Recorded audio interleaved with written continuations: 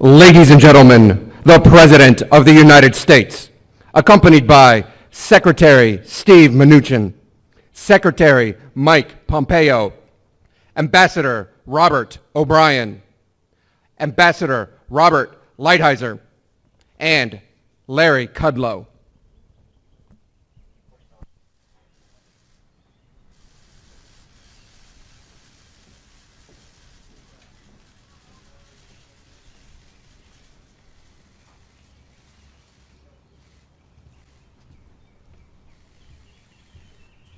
Thank you very much. Good afternoon. Thank you. I'm here today to talk about our relationship with China and several new measures to protect American security and prosperity. China's pattern of misconduct is well known. For decades, they've ripped off the United States like no one has ever done before. Hundreds of billions of dollars a year were lost dealing with China, especially over the years during the prior administration. China raided our factories,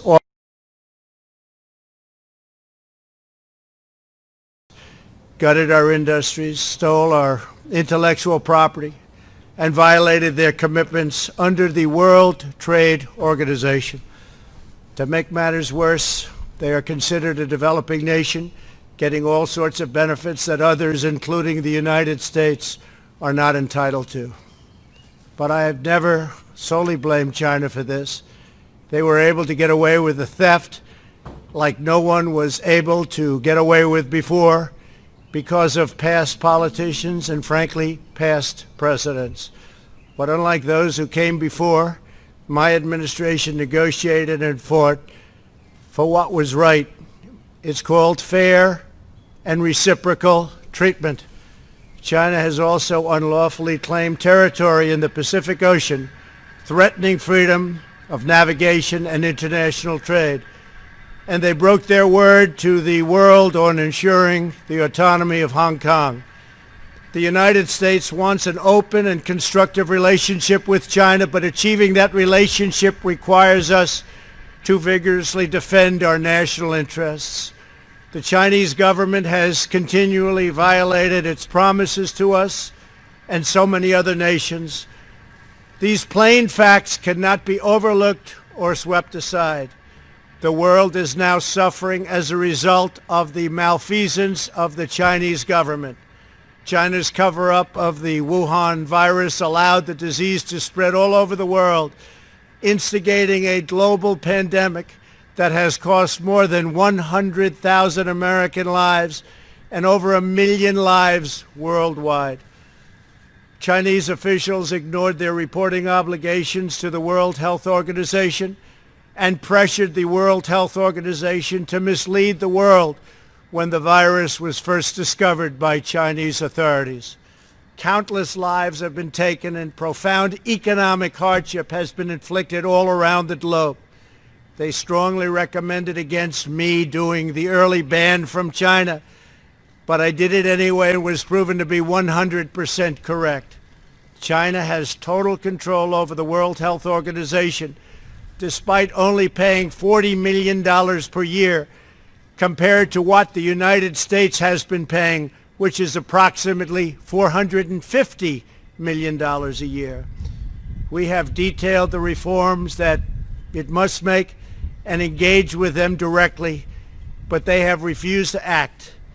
Because they have failed to make the requested and greatly needed reforms, we will be today terminating our relationship with the World Health Organization and redirecting those funds to other worldwide and deserving urgent global public health needs. The world needs answers from China on the virus. We must have transparency. Why is it that China shut off infected people from Wuhan to all other parts of China? It went nowhere else. It didn't go to Beijing. It went nowhere else. But they allowed them to freely travel throughout the world, including Europe and the United States. The death and destruction caused by this is incalculable. We must have answers, not only for us, but for the rest of the world. This pandemic has underscored the crucial importance of building up America's economic independence, reshoring our critical supply chains, and protecting America's scientific and technological advances. For years, the government of China has conducted illicit espionage to steal our industrial secrets, of which there are many. Today, I will issue a proclamation to better secure our nation's vital university research and to suspend the entry of certain foreign nationals from China who we have identified as potential security risks. I am also taking action to protect the integrity of America's financial system, by far the best in the world. I am instructing my Presidential Working Group on Financial Markets to study the differing practices of Chinese companies listed on the U.S. financial markets with the goal of protecting American investors. Investment firms should not be subjecting their clients to the hidden and undue risks associated with financing Chinese companies that do not play by the same rules. Americans are entitled to fairness and transparency. Several of the most significant actions we're taking pertain to deeply troubling situations unfolding in Hong Kong.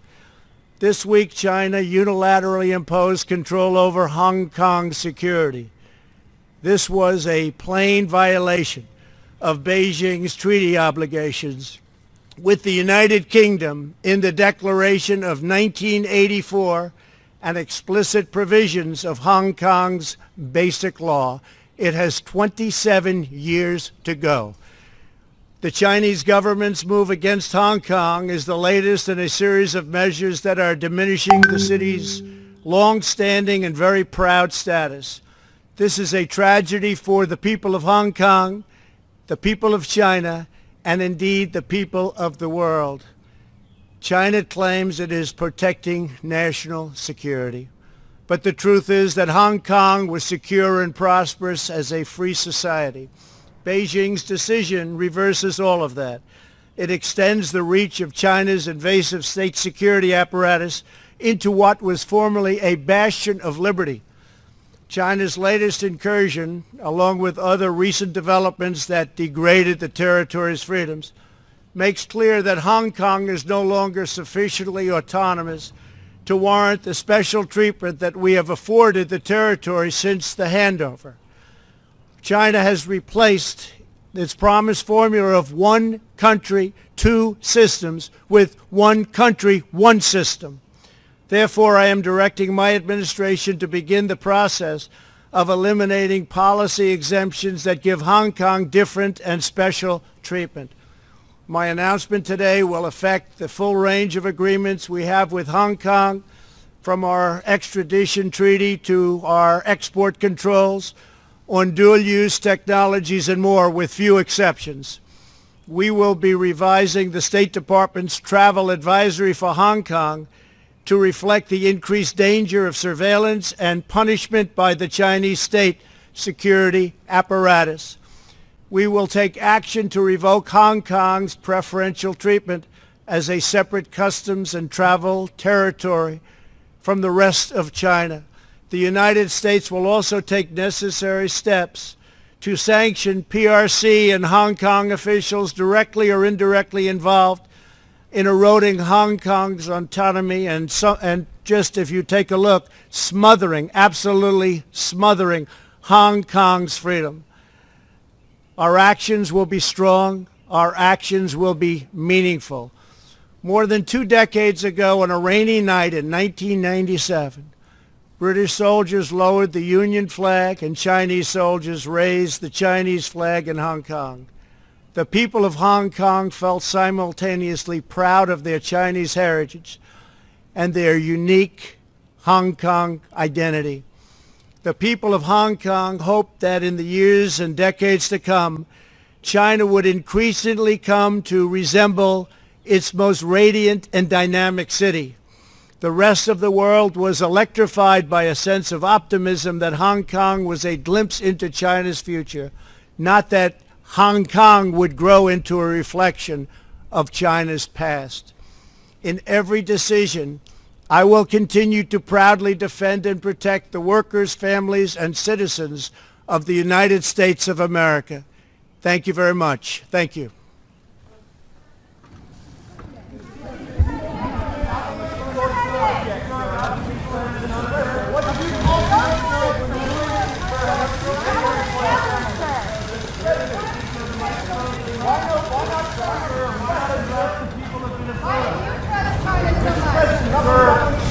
Sir, why not address Minnesota, sir? Billed as a news conference. It's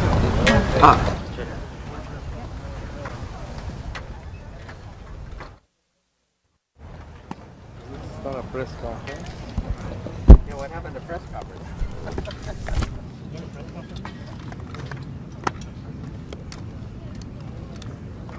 It's all about people. Hong Kong.